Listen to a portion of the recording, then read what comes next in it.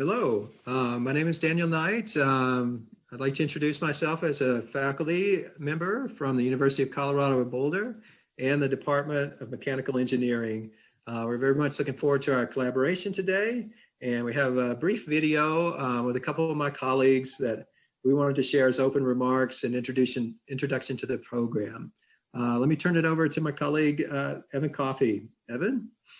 Hello, everyone. My name is Evan Coffey. I am a research faculty at the University of Colorado Boulder, Mechanical Engineering Department. And I've been involved in the Hannigan Air Quality Research Group since 2013. Now I'll hand it over to Kristen. Hi, I'm Kristen Oakhorn. I'm a PhD student at CU, and I'm also a member of the Hannigan Lab. And I served as a mentor for the AQIQ program and have now moved on as a teaching assistant role. All right, thank you, Kristen. I just wanted to share some opening remarks about how happy we are to be bringing AQIQ to Mongolia. We're very much looking forward to our partnership with the National University of Mongolia and Public Lab Mongolia and all the students and faculty who will be working on the Mongolian chapter of the program. We're very excited for this to be our first year and to build up a program with you. And we're just really enthusiastic to be working with you on this. We want to give this short video today, and we want to talk a little bit about how AQIQ got started. And we'll turn it over to Evan to talk about that. So as many of us are aware, air pollution is a global challenge. From developing countries to developed countries, there are air quality concerns related to the combustion of a variety of fuels to development processes in general, including mining and other activities. So these global problems really require global solutions. And our research group has developed tools to monitor air quality. These are low-cost tools that are applicable for citizen science groups and students and researchers to use to monitor air quality in their own local environments. And our group started out building these pods, which we call the Y-Pod now, in about 2010, where we developed portable, low-cost tools that people could carry around on their person and measure their local air quality. And then this sort of gave rise to the AQIQ program, which I'll turn back over to Dr. Knight.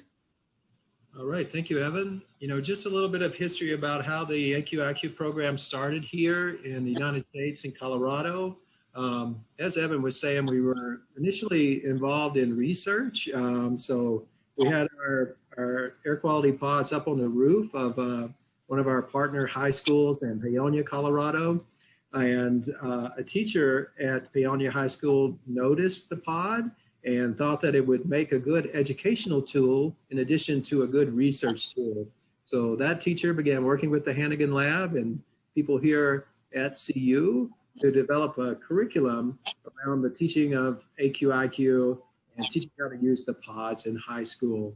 You know, this kind of led to a specific mission of the AQIQ program, and I want to turn it over to Kristen to talk more about that. Mm-hmm. So yeah, one of the main missions of the AQIQ program is youth engagement. So getting young people both aware of air quality issues and then involved on how they can measure the issues that they're facing and how they can start to correct those issues in the future. Another big goal of the program, since most of the schools in Colorado are in rural settings, to raise awareness for specifically rural issues that the students might be facing. So for example, air quality issues related to farming, mining, oil refineries, things like that, since the students may sometimes associate bad air quality with cities and larger areas like that and not necessarily in the world around them, where they actually will see a lot of different smaller scale air quality issues.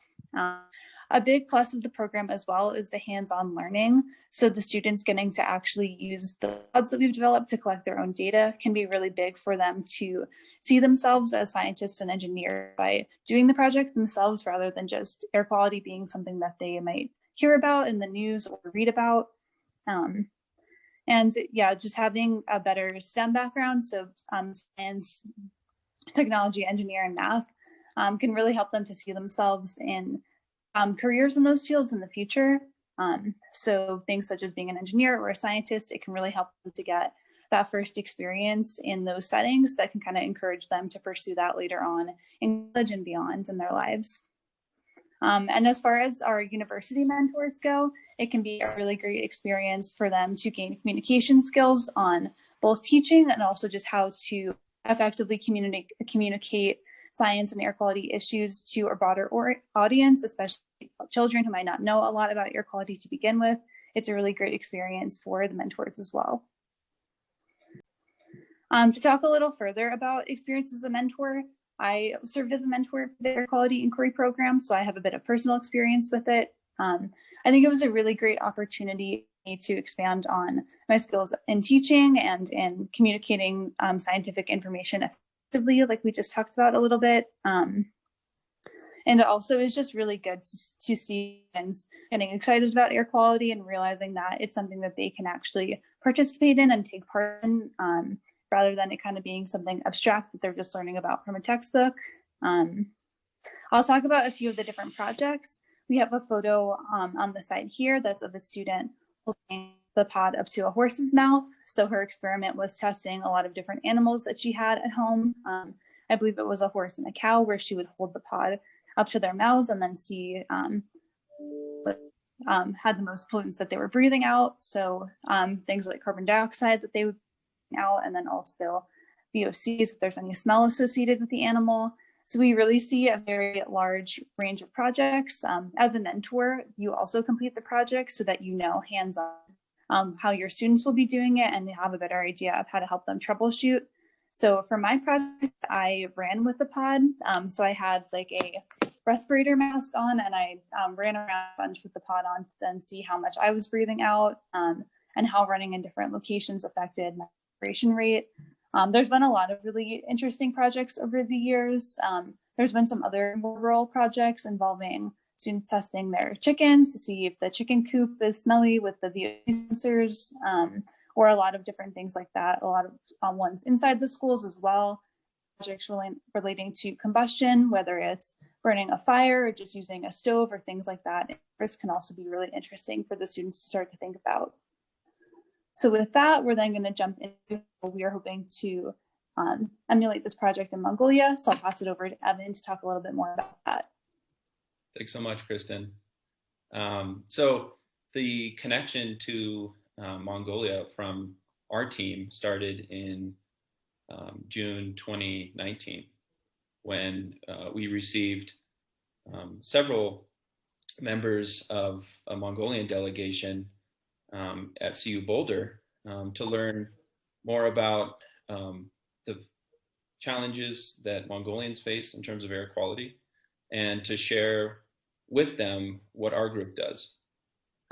So in 2019, in October, I had the privilege of visiting Mongolia, and as part of a United States Fellows on Demand project hosted by Public Lab Mongolia.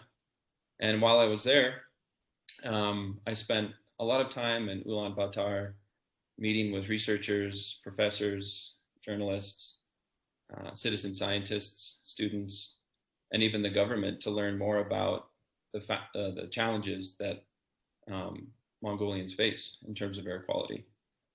I got the chance to lead an educational workshop at the National University of Mongolia, where students were able to get their hands on the Y-pods and conduct a few experiments, just as sort of a teaser of what could be done in the future. So after my week-long trip in Mongolia, I was sad to leave, but we did have some really interesting discussions on how an AQIQ Mongolian chapter could fit really well into the needs of the Mongolians.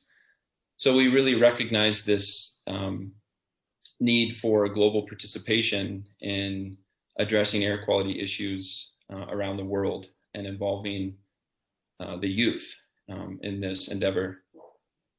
So we really thought long and hard about how we could extend this AQIQ program internationally into Mongolia and see how we could really learn a lot from each other. That is the students in Colorado and the students and participants in Mongolia as they carry out their research projects and have the ability to share their work and their research findings with one another. It really is a great learning opportunity for everyone involved. So we're really excited, and I'll turn it back to Dr. Knight for closing remarks. All right, thanks, Evan. Thanks, Kristen. I would just like to give some brief closing remarks to restate our excitement for our partnership with Mongolia, with PLM and NUM, and for all the youths in the schools that we might be working with to learn about global air quality issues. We want to state that we're here to support. We have some experience with our program from the US, and please don't hesitate to reach out to us, and we'll be reaching out to you as well to partner in establishing our Mongolian chapter of the AQIQ program. There are also students in the US who are dedicated to working with the Mongolia chapter as well, and we'll be connecting with them with you shortly. So congratulations on getting the Mongolian Air Quality Inquiry Program started, and we're really excited to start our collaboration and really excited about all our work to come. So thank you very much, and we hope to be talking to you soon.